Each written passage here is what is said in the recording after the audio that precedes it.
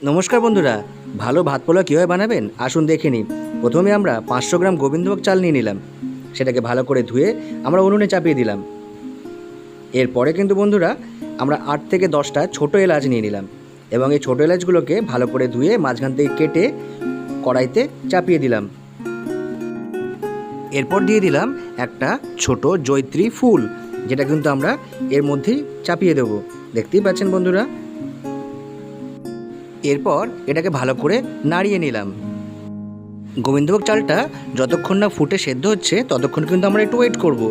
এরপরে আমরা এর মধ্যে কিন্তু দেব নারকেল তেল, সেটা হচ্ছে কিন্তু 300 গ্রামের মতো। নারকেল তেলটা দেওয়ার পরে সেটাকে কিন্তু ভালো করে খুন্তি দিয়ে নাড়িয়ে নিলাম। নারকেল তেলটা দেওয়ার পরে আমরা কিন্তু খুন্তি দিয়ে এটাকে নাড়তে থাকবো যতক্ষণ না পর্যন্ত ভাত পোলাওয়ের সমস্ত জল শুকিয়ে না আসছে। ভাত পোলাওয়ে যখন জল শুকিয়ে আসবে তখন কিন্তু খেয়াল রাখতে হবে, কারণ জল শুকিয়ে আসার সময় কিন্তু ভাত পোলাওটা কিন্তু তলা থেকে পুড়ে যেতে পারে। সুতরাং আমরা কিন্তু খুন্তিটা নাড়তেই থাকবো যতক্ষণ না এটা প্রিপেয়ার হচ্ছে।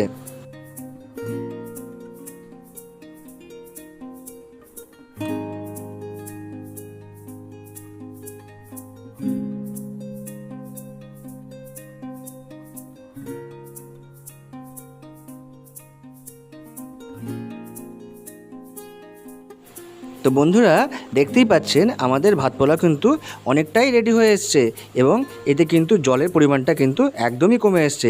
এই সময় আমরা কিন্তু দিয়ে দেবো একটু দামি শুদ্ধ ঘি। এই ঘিটাকে কিন্তু আমরা দেব 100 গ্রামের মতো। এই ঘিটা কিন্তু দেওয়ার পরে আমরা কিন্তু ঠিক একইভাবে খুন্তি দিয়ে এটাকে সমস্ত ভাত পোলাওর সঙ্গে মিশিয়ে নেব এবং খুন্তি দিয়ে কিন্তু এটাকে নাড়তে থাকবো যতক্ষণ না এই জিনিসটা পুরোপুরি প্রিপেয়ার হয়।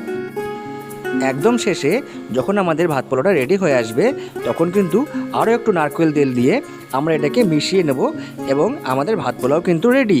আমরা এটাকে খুন্তি দিয়ে আর একটু নাড়িয়ে সমস্ত জায়গাটায় কিন্তু মিশিয়ে নেব এবং এটা কিন্তু আমরা কিন্তু প্রিপেয়ার করে ফেলবো।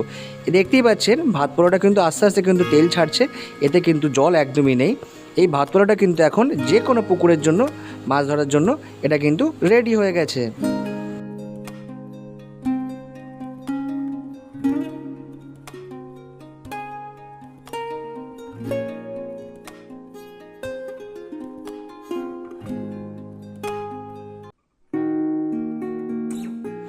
সবার শেষে যখন ভাত পোলাওটা রেডি হয়ে যাবে তখন কিন্তু এটাকে আমরা একটা বাটির মধ্যে ভরে নেব এবং বাটির মধ্যে সুন্দর করে সাজিয়ে নিয়ে এটাকে কিন্তু কিছুক্ষণ খোলাভাবে রেখে দেবো যতক্ষণ না এটা ঠান্ডা হয়।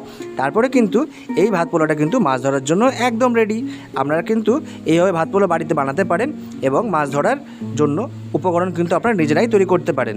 তো দেখা হচ্ছে বন্ধুরা অন্য কোনো ভিডিওতে অন্য কোনো তথ্য নিয়ে।